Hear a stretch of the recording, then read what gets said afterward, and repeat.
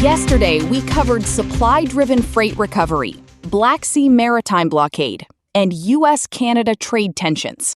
It is Thursday, August 20th, 2026, and this is The High Road, Logistics and Leadership. I'm Elena Rossi, and I'm here to make sure we don't let the data distract us from the liability. This is Buck Reynolds. Dan Miller here. I'm Jules Sterling, and we have a busy show for you today.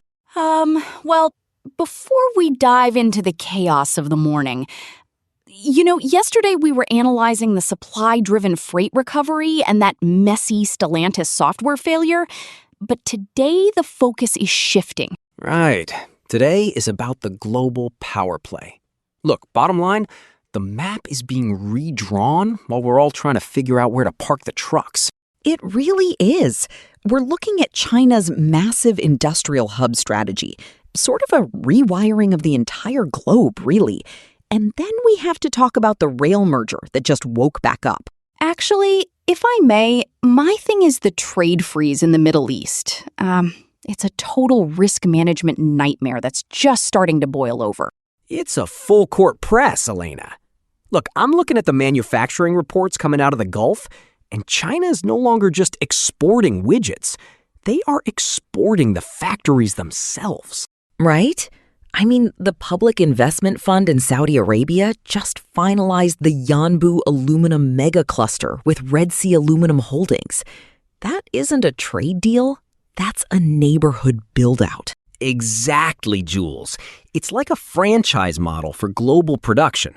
They're moving downstream, EV components, aerospace, right to the edge of the global south so they can bypass the old-school shipping lanes. You see, my concern is the regulatory friction. I mean, look at Hungary. The cattle plant in Debrecen, that's a €7 billion investment. But now the new government under Peter Magyar is tightening the leash. And can you blame them? You let a foreign power build a battery city in your backyard, you're going to want to see the receipts. Here's the deal. Those clusters only work if the power stays on. Well, and if the missiles don't fly. We're seeing a total trade freeze between the UAE and Iran right now. UAE tracked ballistic missiles aimed at maritime traffic. It's a catastrophe in the making. According to the Reuters reports, the UAE has halted all financial trade with Iran. If you're a carrier trying to navigate the Strait of Hormuz, you're basically playing Russian roulette. It's so stressful for the shippers, you know? They're trying to build these regional clusters in Brazil and Indonesia to get away from the volatility, but the volatility follows the money. Sort of like a shadow, right? It is. China poured $61 billion into Brazil this year. 52 mega projects. Mining, rail, energy. It's like they're building a North American fortress, just in the southern hemisphere. Well, if we're talking about domestic clusters, I suppose we should look at what's happening in our own backyard with the rails. You read my mind, Elena. The Surface Transportation Board just officially hit the resume button on the Union Pacific and Norfolk Southern merger. $85 billion, folks. Whoa, that's a lot of route miles. 50,000, right? 50,000 miles, covering 43 states. If this goes through, it's the first true coast-to-coast railroad in the history of this country. It's the ultimate logistics trophy. Here's the thing, Dan. I know, Buck. You hate the consolidation. It's not just the consolidation. I mean, the thing is, you create a monopoly that big, and the small-time independent owner-operators get squeezed into the ditch. Who's going to protect the competition? Well, the STB is using the tougher 2001 rules for the first time. Actually, they have to prove it enhances competition, not just that it doesn't hurt it. The burden of proof is massive. Look, it's a chess game. The intermodal numbers are up 19% for minerals. The rail sector is seeing a steel boom because of all this domestic manufacturing we've been talking about. It's sort of a catch-22, though. We need the scale of a mega merger to handle the surge in domestic manufacturing, but the more they merge, the less leverage the actual shippers have on rates, right? Precisely. And the procedural schedule is a marathon. We won't even have formal responses until February 2027. This isn't a quick fix, it's a tectonic shift. And while the rails are planning for 2027, the retailers are trying to figure out how to get a drill bit to a contractor in 60 minutes. Oh, Home Depot. I've been tracking this all week. Their new express delivery just went nationwide. They're promising 3 hours or less for thousands of items. Sort of a direct shot at the Amazon Prime model. It's the store as hub strategy, right?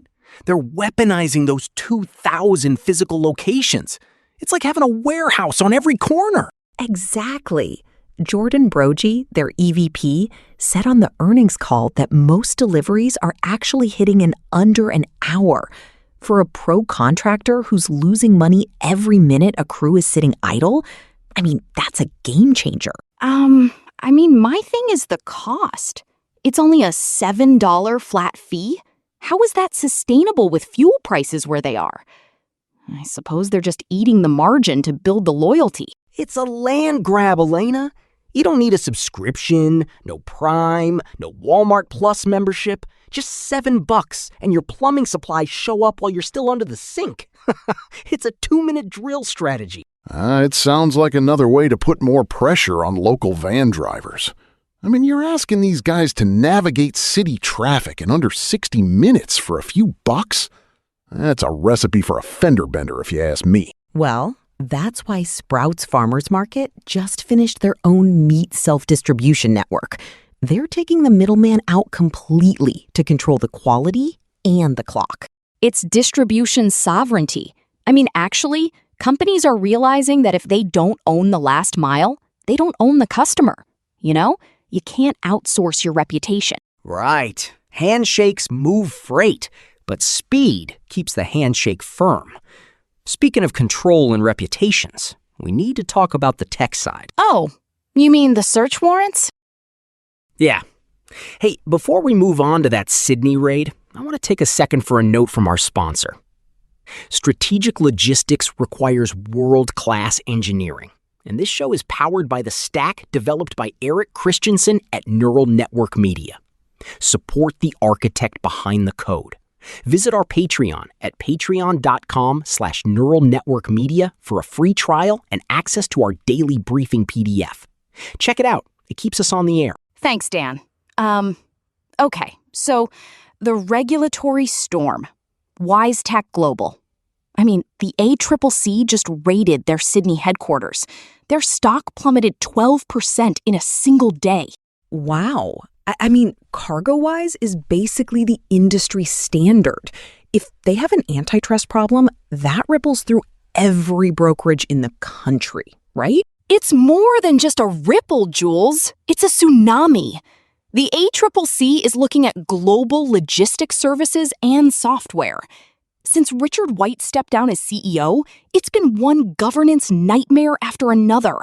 This is just the forensic cherry on top. Look, it's the winner-take-all mentality hitting a regulatory wall.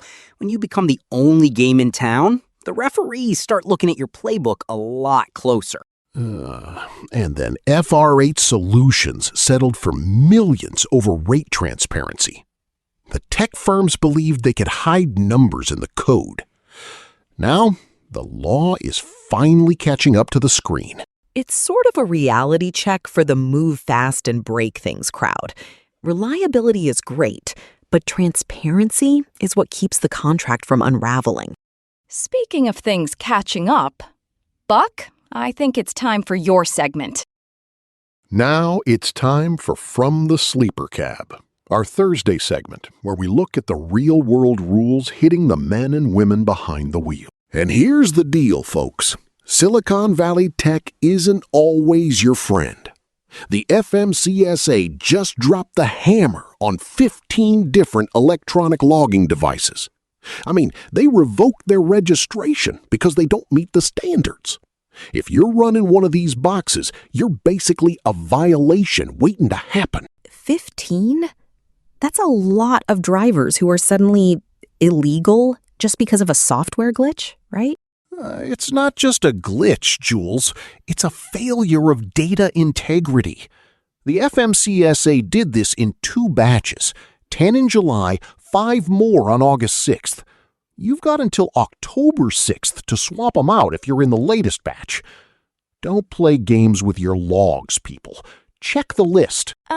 Actually, Buck, my concern is that CDL data lawsuit. I mean, you know, the 22 states suing the FMCSA over the bulk download of 17 million driver records. Oh, you better believe I'm watching that. It's a total shakedown. The feds wanted all the private data. They wanted social security numbers and birthdays from the last 5 years. They even threatened to pull $10 million in grants. The states had to hand it over before last Monday. Look, a federal judge just issued a temporary restraining order, Buck. The nationwide surveillance system is on ice for now, but it is a massive constitutional showdown. It's a breach of trust, Dan. Pure and simple. We're also seeing the FMCA pull back on that speed limiter rule. No more governor by proxy from D.C. But they're tightening up on English language proficiency. Hard rules now, not just guidelines. Well, I suppose it's about digital and literal literacy, like you say. If you can't read a hazmat placard, you're a liability, no matter how fast your truck is governed. Exactly. From the sleeper cab, that's a wrap. Let's get back to the big picture stuff. The big picture is looking expensive, Elena. The Fed minutes just came out, and it's a hawkish hold. 3 regional presidents actually pushed for an immediate rate hike. Inflation is still at 3.4%. And it's driven by AI infrastructure and energy volatility. I mean, have you seen the diesel crack spreads? They broke $100 a barrel for the first time in history. $100? That's insane. Average retail diesel is at $5.46 a gallon. That's a 54% jump over last year. It's a geopolitical risk premium, Jules. With the UAE and Iran locking horns, Brent crude is hovering near $92. U.S. refineries are running at 97% capacity just to keep the lights on. And that's why the equipment market is going nuts. I mean, the thing is, carriers are terrified of the 2027 engine mandates. Well, Buck, that's actually our lead story for today. The equipment market isn't just reacting, it's essentially a stampede. I've seen a lot of iron come over 3 million miles. But this, a 97% jump in trailer orders in the middle of a July heat wave? That doesn't happen unless people are scared of the future. According to ACT research, we're looking at almost 16,000 units in a month that's usually dead. It's a pre-buy stampede.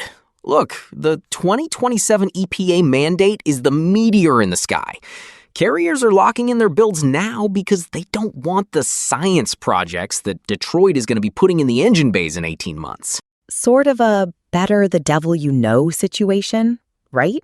They'd rather buy the current tech than pay the innovation tax on the new engines. Actually, Daimler Truck's Q2 earnings showed the same thing. They're drawing a line in the sand. But, I mean, my thing is, it's not just about buying new trucks. It's about how you manage the ones you have.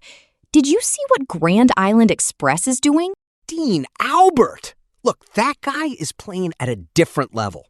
He integrated Optimal Dynamics AI into his McLeod TMS. Now, revenue is up 25%, even with the same number of trucks. Wow. And the AI handles 93% of the dispatch decisions? That seems like a lot of trust to put in a machine. That's where the trust gap comes in. Teletrack Navman just put out a report saying 45% of drivers are still worried about how their data is being used. If the AI is dispatching you, you want to know why. Well, that's the clever part. The system GIE is using actually interacts with the driver. If the truck is idling, the AI asks the driver why. Is it traffic, customer delay, mechanical issues? It's not just monitoring. It's a conversation. It's like a scout in the booth calling the plays based on what the quarterback sees on the field.